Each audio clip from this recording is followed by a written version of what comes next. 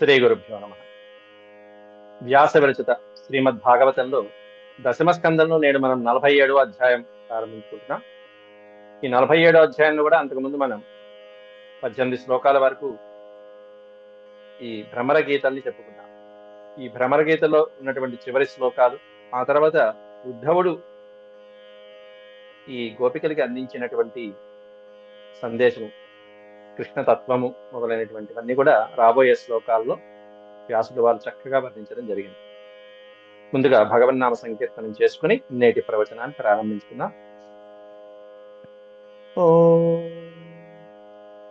శుక్లాంబరధరం విష్ణుం శశివర్ణం చతుర్భుజం ప్రసన్నవదనం ఛాయే సర్వవిఘ్నోపశాంతయే వ్యాసం వసిష్ఠనప్తారం శక్తేః పౌత్రమకల్మషం పరాశరాత్మజం వందే సుతతాతం తపోనిధిం వ్యాసాయ విష్ణురూపాయ వ్యాసరూపాయ విష్ణవే నమో వై బ్రహ్మనిధయే వాసిష్ఠాయ నమో నమః.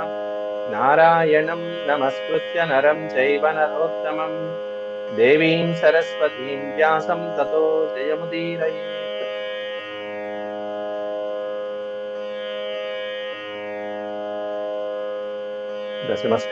దశమస్కందంలో 18 శ్లోకాలు పూర్తి చేసుకున్నాం. 19వ శ్లోకం.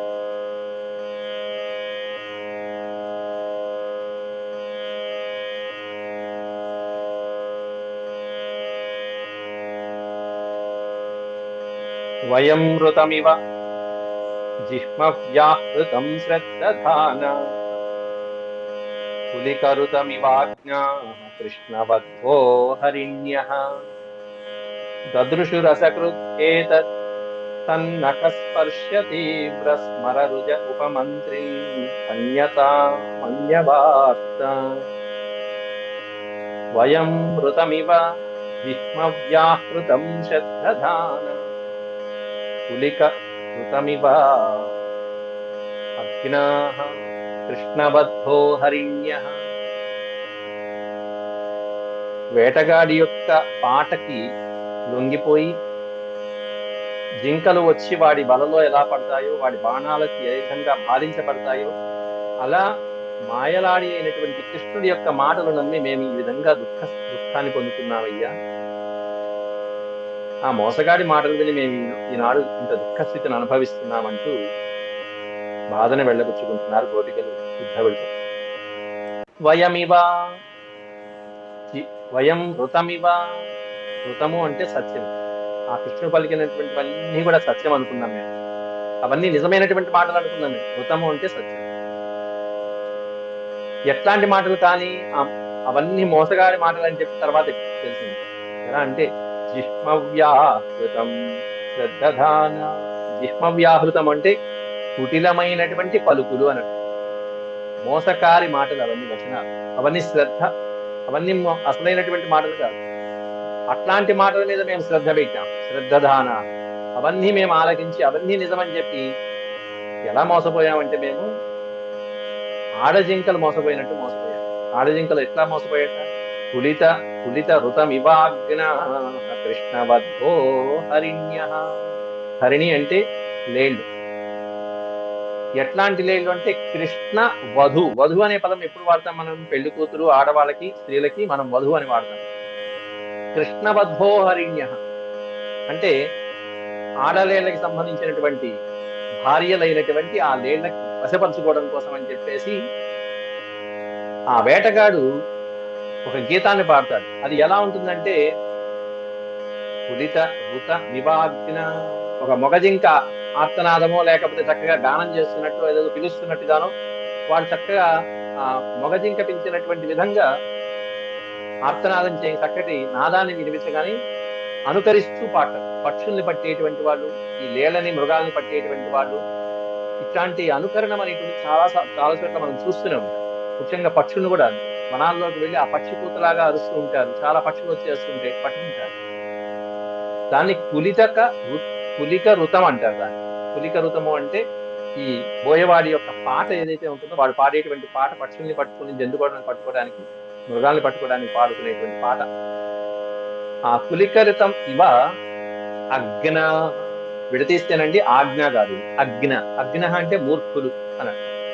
ఏమీ తెలియనటువంటి అమాయకులైనటువంటి ఆ లేళ్లు కృష్ణవద్వహ, కృష్ణ జింకల యొక్క వధువులైనటువంటి భార్యలైనటువంటి ఆ హరిణములు, అమాయకమైనటువంటి ఆ లేళ్లు కాస్త వాడి వలలో పడిపోయి వాడి బాణాలకు చిక్కుకుని గిలగిలగిలగిలాడిపోతూ ఉంటాయి, ప్రాణాలు విడుస్తూ ఉంటాయి. ఎట్లా బాధపడతాయి, తీవ్రమైనటువంటి మనోవేదనను అనుభవిస్తూ ఉంటాయి, శారీరకమైనటువంటి మానసికమైనటువంటి బాధను అనుభవిస్తూ ఉంటాయి. అట్లాంటి బాధను అనుభవించాం మేము. ఎంత ఆనందం పొందాము. ఆహా, ఇంకేముంది, మన్మధుడు పిలిచేస్తున్నాడు కదా అని చెప్పి వెళ్ళాం, అందరం వెళ్ళాం. ఎంతో ఆనందాన్ని అనుభవించాం. కానీ ఇప్పుడు ఆయన ఇక్కడ లేడు. ఆ విరహ తాపాన్ని మేము భరించలేకపోతున్నాం. దదృశుర్ అసకృత్ ఏతత్. అసకృత్, అసకృత్ అంటే ఒకే ఒక్కసారి. ఏతత్ నఖస్పర్శతి వ్రస్మరరుజ ఉపమంత్రి. ఒకే ఒక్కసారి అనుభవించాం ఆ మహానుభావుడి యొక్క అద్భుతమైనటువంటి కరస్పర్శ, నఖస్పర్శ, అద్భుతమైనటువంటి మందహాసాలు, చిరునవ్వులు, అధరామృతాలు, ఇవన్నీ ఒక్కసారి అనుభవిస్తేనే మా పరిస్థితి ఇలా ఉందే. కాబట్టి అట్లాంటి మహానుభావుణ్ణి ఈ విధంగా మోసపుచ్చి వెళ్ళిపోయినటువంటి ఆయన్ని, ఆయన యొక్క ఊసులు ఇంకా మా దగ్గర ఏం చెప్తావు లేయ్యా, అవి తప్ప ఇంకేమన్నా మాటలు చెప్తే చెప్పు. భణ్యతాం అన్యవార్త. భణ్యతాము అంటే పలకట, పలుకుటాను, మాట్లాడు. చెప్పు చెప్పు, ఏం చెప్తావు? అన్యవార్తాం భణ్యత. కృష్ణుడి యొక్క వాచనములు కాకుండా ఇంకేమన్నా వార్తలు ఉంటే చెప్పు. ఆయన సంగీతం మా దగ్గర వదిలే. ఆ భ్రమరం చెవి దగ్గర ఓ జోరీగా ఇప్పటిదాకా వినిపించింది. అందితే జుట్టు అందకపోతే కాళ్ళు కట్టి కాళ్ళ దగ్గర కాసేపు తిరిగింది, చెవుల దగ్గర కాసేపు తిరిగింది. కాబట్టి ఆ సంగీతం వద్దు. కానీ ఆ కృష్ణుడు మమ్మల్ని మోసం చేసి వెళ్ళిపోయాడు. మేమేమన్నా ఇదిగో ఇలా మోసపోయాం.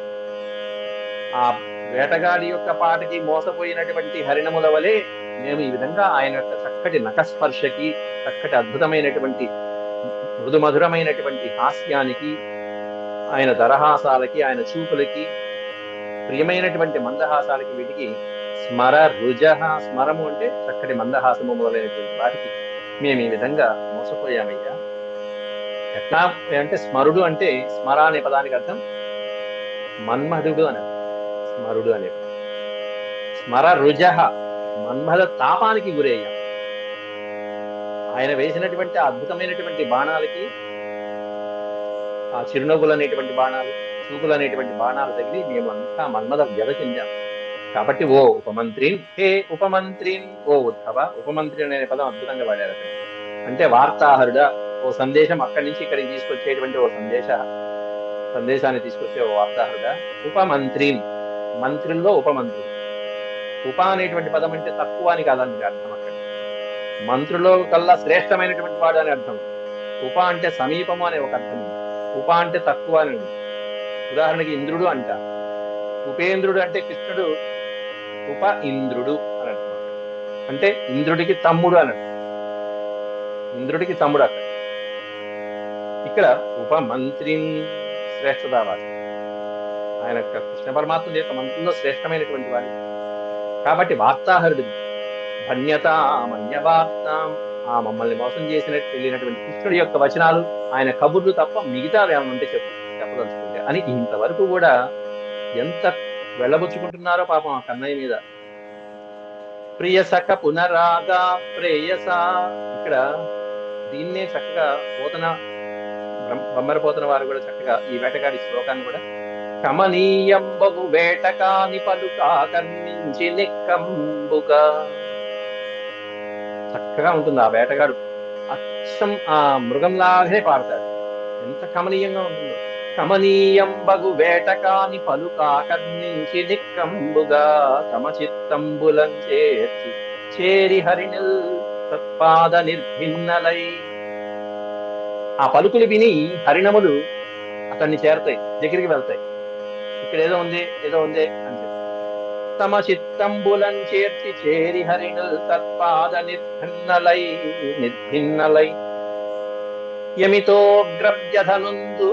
అమితోగ్రవ్యధనుందు భంగి హరి మాయాలాపముల్ నమ్మి.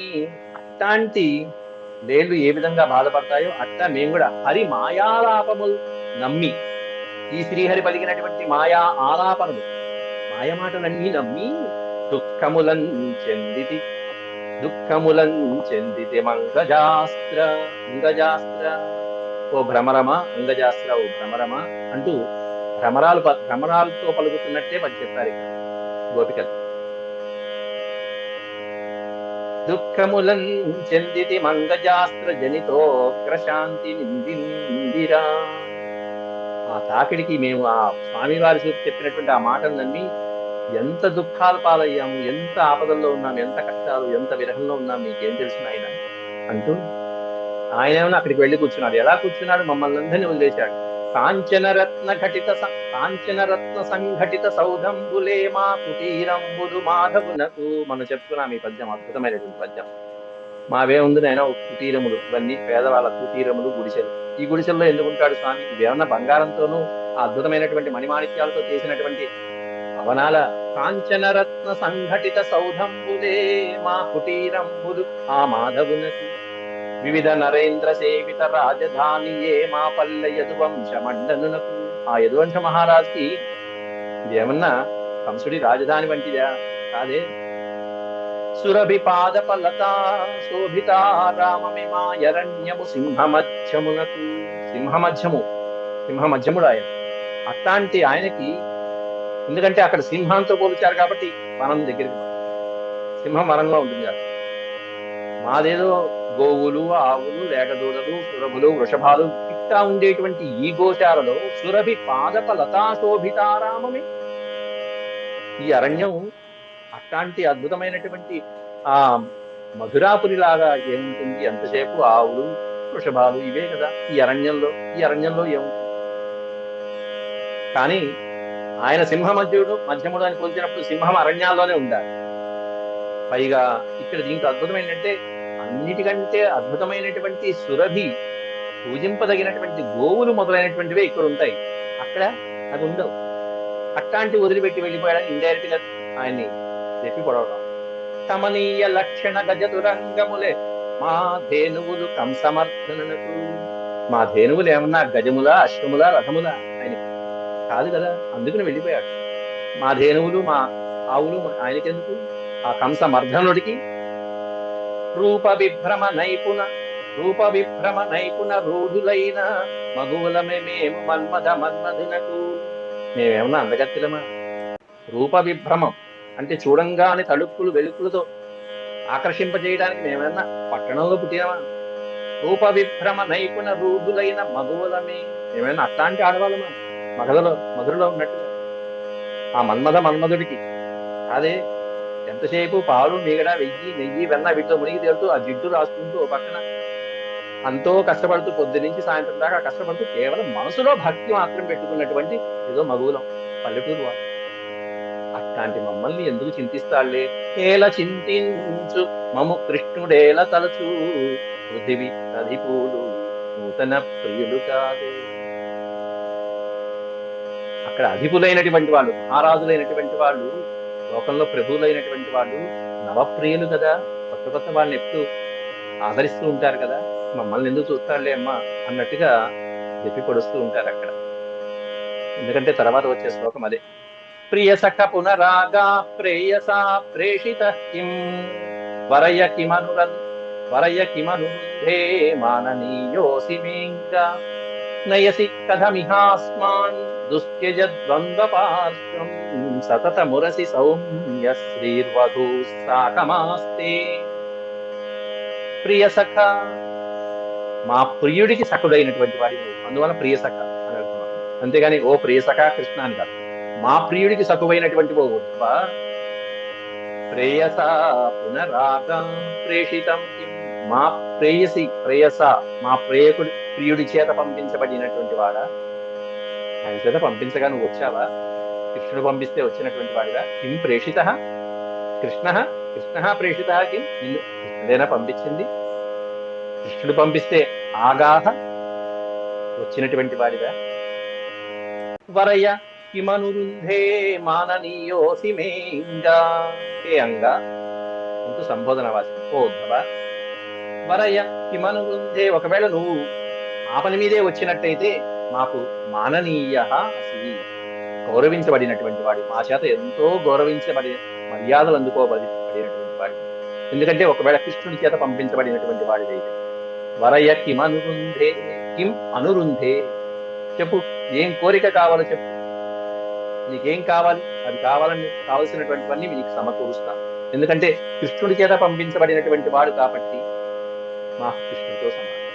కాబట్టి మీకేం కావాలో చెప్పు, మీకు అట్లాంటి మాననీయ అసి, గౌరవించదగినటువంటి వాడు మీకు ఎప్పుడు కూడా. కాబట్టి కోరుకోండి మీకేం కావాలి. అది సరే గాని ఆ విషయం పక్కన పెట్టండి. అసలు మీరెందుకు వచ్చారు? నయసి కథమిహాస్మాన్ దుస్త్యజద్వంద్వ పార్శ్వం. అస్మాన్ కథం ఇహ నయసి, మమ్మల్ని ఇక్కడి నుంచి ఎట్లా తీసుకువెళ్తారు? మమ్మల్ని తీసుకెళ్ళటానికి ఏమైనా వచ్చింది మీరు? ఎందుకంటే కిందసారి అక్రూరుడు వచ్చాడు, కృష్ణుని తీసుకువెళ్ళాడు. ఇప్పుడు మీరు వచ్చారు, మమ్మల్ని ఏమైనా తీసుకువెళ్తారా? అందుకే నా రథం తెచ్చారు. నయసి అంటే తీసుకువెళ్ళారు. కథం ఇహ అస్మాన్, అస్మాన్ నయసికి, మమ్మల్ని ఏమన్నా ఇక్కడి నుంచి తీసుకెళ్తారా? ఆ కృష్ణయ్య దగ్గరికి తీసుకెళ్తారా? ఎట్లాంటి కృష్ణయ్య, ఎట్లాంటి బంధం వీళ్ళది? దుస్త్యజ, వీడరానటువంటి, త్యజ అంటే త్యజించుట, దుస్త్యజ అంటే విడిచిపెట్టలేనంత బంధం అది. ఎట్లాంటి బంధం అంటే ద్వంద్వ పార్శ్వం. ద్వంద్వ పార్శ్వము అనే పదం, ద్వంద్వ అనే పదానికి అర్థం ఏంటంటే జంట అని అర్థం. ద్వంద్వం అంటే సుఖ దుఃఖాలు ఇట్లాంటివి, లాభానష్టాలు ఇట్లాంటివి ద్వంద్వం అంటే. ఇంకా చెప్పాలంటే ఈ పదం దేనికి బాగుంటుందంటే దంపతులకి వాడేటువంటి పదం. అక్కడ ప్రేయసీ ప్రియులమైనటువంటి మా ఇద్దరి దగ్గర మేమేమన్నా ఇక్కడ ఉన్నాం, కృష్ణుడేమన్నా అక్కడ ఉన్నాడు. కాబట్టి ఆయన దగ్గరికి మమ్మల్ని తీసుకువెళ్తావా? ఎట్లాంటి ఆయన, ఆయన ఎట్లాంటి వాడు శ్రీకృష్ణుడు?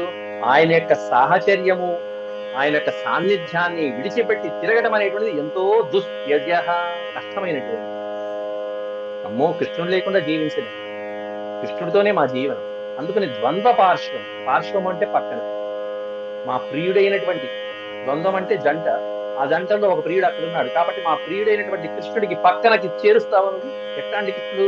ఆయన లేకపోతే, ఆయన సాహచర్యం లేకపోతే, ఆయన సఖ్యం లేకపోతే నేను జీవించలేను.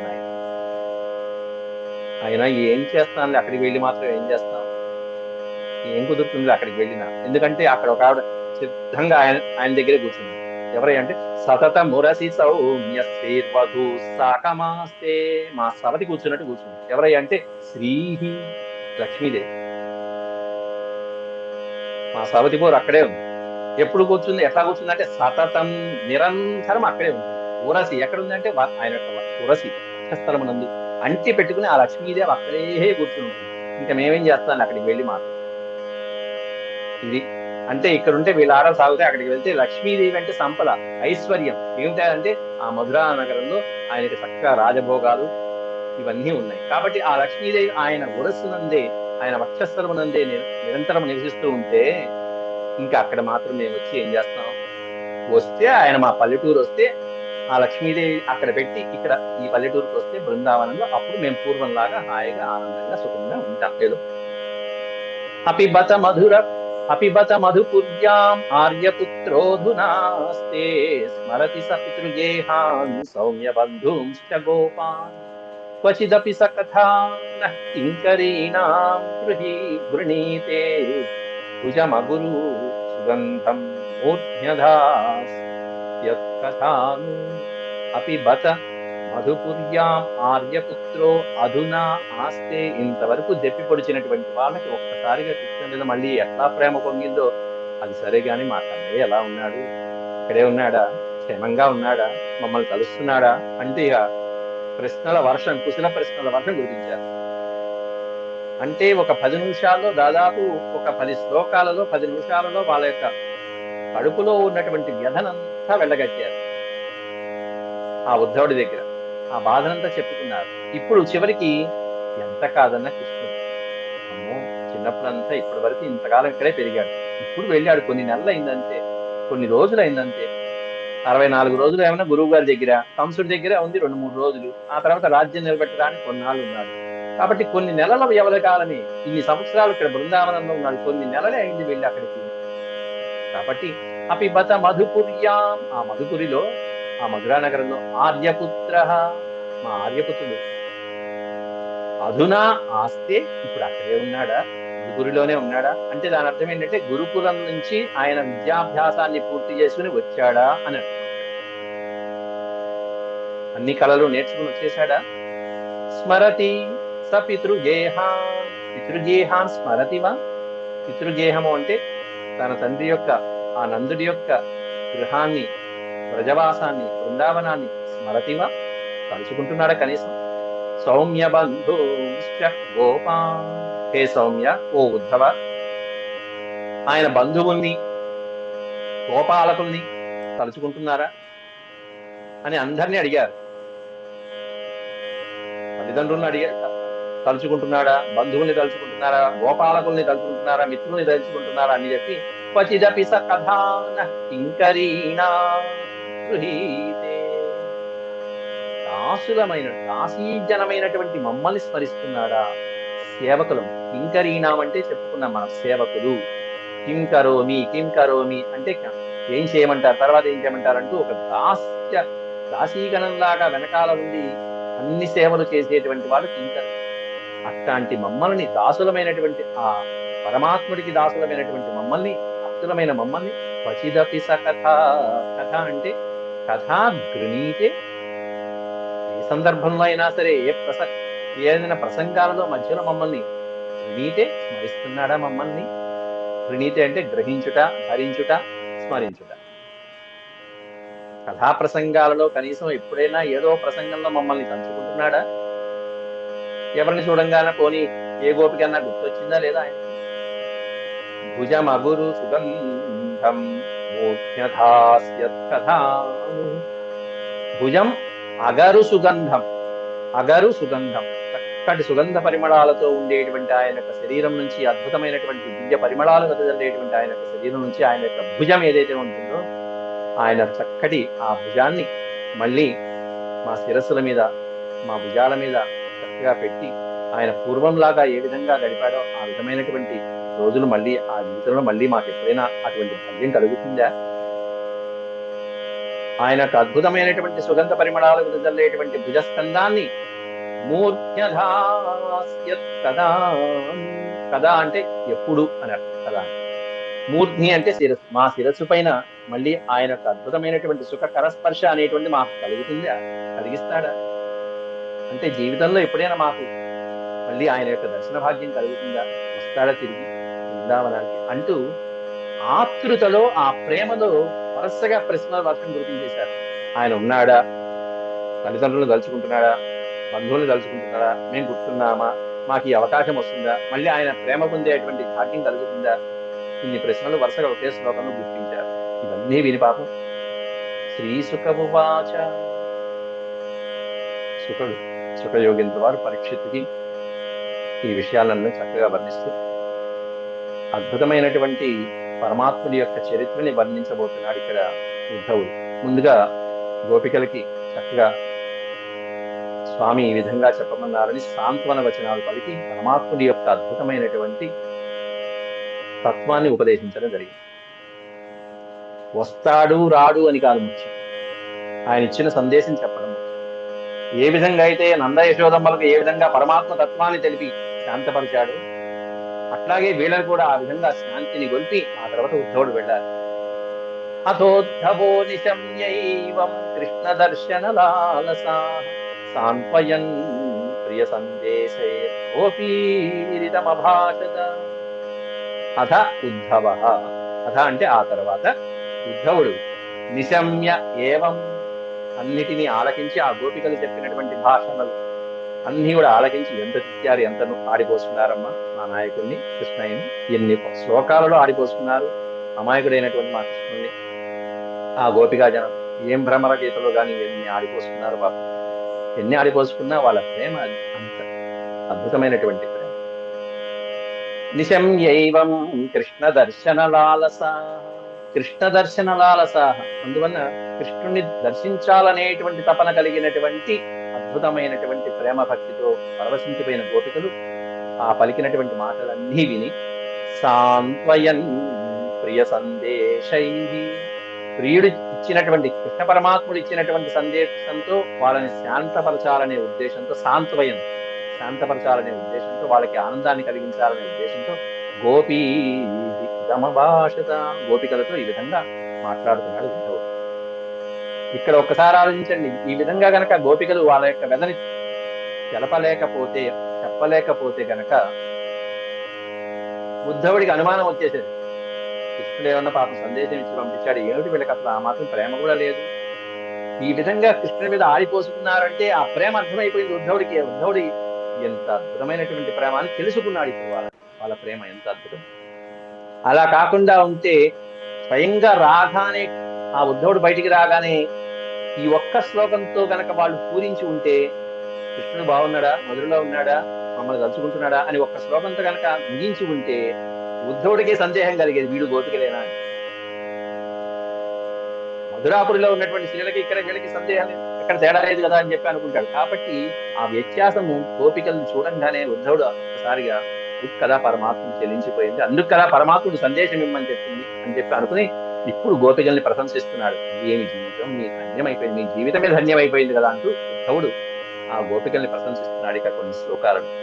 ఉద్ధవ ఉవాచ అహో యూయం స్వపూర్ణార్థా భవత్యో లోకపూజితాః వాసుదేవే భగవతి వ్యాసామిత్యర్పితం మనః. భగవతి వాసుదేవే, భగవత్ స్వరూపుడైనటువంటి ఆ కృష్ణ పరమాత్ముడి యందు మనః అర్పితం, వ్యాసామిత్యర్పితం మనః, ఇటువంటి మనస్సుని మీరు అర్పించారు. ఇంత పరమభక్తితో ఉన్నటువంటి ఇటువంటి మనస్సుని మీరు అర్పించారు. అహో యూయం స్మ పూర్ణార్థ, మీ జీవితాలు ధన్యమైనాయి కదా. ఆహా. భవత్యో లోక పూజితా, స్వామికి మీ మనసును అర్పించి ఈ విధమైనటువంటి భక్తి పారవశ్యం కలిగినటువంటి వాళ్ళు అవడంతో మీరు లోకంలో నిత్యము పూజించబడుతున్నారు తల్లి అంటూ భవత్యో లోక పూజిత. కాబట్టి ఈ విధంగా మీ జీవితములన్నీ సఫలమైనవి కాబట్టి మీ హృదయాలు, మీ మనస్సు, సర్వస్వం అంతా కృష్ణ పరమాత్మకి సమర్పించారు కాబట్టి మీరు లోకంలో ఇంత పూజనీయులయ్యారు, గౌరవించదగినటువంటి వాళ్ళ లోక పూజితా భవంత్యః. ఇప్పుడే యూనివర్సిటీలో ఒక చిన్న కాన్ఫరెన్స్ జరిగితే ఆ కాన్ఫరెన్స్ లో కూడా భక్తి విషయం మీద, భాగవతంలో ఉన్నటువంటి భక్తి అనేటువంటి విషయం మీద ఒక 10 నిమిషాలు మాట్లాడవలసి వచ్చింది. దాంట్లో గోపికలు చూపించినటువంటి భక్తి గురించే మాట్లాడి వచ్చారు సంస్కృతంలో. అట్లా ఇక్కడ కూడా గోపికలు పూర్తినే తీసి పారేసేటువంటి వాళ్ళు కాదు భాగవతం. ఎంత భక్తి అంటే గోపికలే. ఆ మధుర భక్తి చెప్పాలంటే వీళ్ళని చెప్పాలి. అట్లాంటి మధురమైనటువంటి భక్తి కాదు ఈ గోపికల దగ్గరే మనకి చెప్తూ ఉంటుంది. దాన వ్రత తపో హోమ జప స్వాధ్యాయ సంయమైః శ్రేయోభిర్వివిధైశ్చాన్యై కృష్ణే భక్తిర్హి సాధ్యతే. ఎట్లాంటి భక్తి సాధించుకున్నారంటే పైన చెప్పినటువంటి వాళ్ళందరికీ కూడా దక్కనటువంటి స్వామి యొక్క అనుగ్రహం మీకు దక్కింది. ఎవరు వాళ్ళందరూ? దానములు చేసినటువంటి వాళ్ళు. అద్భుతమైనటువంటి దానాలు చేశారు, కృష్ణుడు అనుగ్రహం దక్కిందా? తూచి పొమ్మన్నాడు. వ్రతములు చేశారు, తపస్సులు చేశారు, హోమాలు చేశారు, జపాలు చేశారు నిష్ఠగా. వ్రత తపో హోమ జప స్వాధ్యాయ సంయమై, ఇంద్రియ నిగ్రహంతో మహర్షుల్లా ముక్కు మూసుకుని ఆ వనవాసాలు చేసి అద్భుతమైన తపస్సులు చేసినటువంటి వాళ్ళకు కూడా దుస్సాధ్యమైనటువంటి దక్కనటువంటి పరమాత్ముడి యొక్క అనుగ్రహం మీకు దక్కింది. ఇంకేం కావాలమ్మా మీకు జీవితంలో? శ్రేయోభిర్వివిధైశ్చ అన్యైః, అనేకమైనటువంటి అన్యైః వివిధ రకాలైనటువంటి శ్రేయో మార్గాల చేత ఎంతో మంది మహర్షులు సాధించినా కూడా దక్కనటువంటి ఆ కృష్ణుని యొక్క భక్తి, కృష్ణే భక్తిర్హి సాధ్యతే. అట్లాంటి భక్తిని మీ మనస్సుల్లో పొందారే, అన్నిటినీ వదిలిపెట్టేసి కృష్ణుడే కావాలని కూర్చున్నారే, ఇంకా అంతకంటే ఏం కావాలమ్మా? తెలుగులో అద్భుతమైనటువంటి శ్లోకం పద్యం అందించారు. జపదాన వ్రత హోమ సంయమ తపస్వాధ్యాయ ముఖ్యంబులన్ నిపుణుల్ కోరియునే విభున్. నిపుణులైనటువంటి వాళ్ళు ఇట్లాంటి వాటిల్లో, జపహోమాదుల్లో నిపుణులైనటువంటి వాళ్ళు ఏ ప్రభువునైతే కీర్తించారో, ఏ పరమాత్మనైతే స్మరించారో, నిపుణుల్ కోరియునే విభున్ మనముల నిల్పంగలేరట్టి. ఎంత ప్రయత్నించినా వాళ్ళ మనసులు నిలపలేదు, పరమాత్ముడి మీద నిలవవు. ఇట్లాంటి వాటిలో తలమంతులైపోయి ఎన్నో సంవత్సరాలు తపస్సు చేసిన వాళ్ళు కూడా ఒకసారి పరమాత్ముడి మీద మనసు నిలబడదు. నిపుణుల్ కోరియునే విభున్ మనముల నిల్పంగలేరట్టి. అట్టి సద్విపులాకారునిపై మహిముపై విశ్వేశుపై, అటువంటి విపులాకారుడి పైన మహామహిమాన్వితమైనటువంటి ఆ పరమ పురుషుడి పైన, విశ్వేశ్వరుడి పైన మీ కజస్ర పటు ధ్యానములిట్టు నిల్చునే, మీ కజస్ర పటు ధ్యానములిట్టు నిల్చునే భవచ్చారిత్రముల్ చిత్రముల్ అంటూ కీర్తించాడు ఉద్ధవుడు. ఆహా, మీ చరిత్రలు ఎంత గొప్పవి తల్లి, ఏమి చరిత్రలు, ఏమి భక్తి మీ.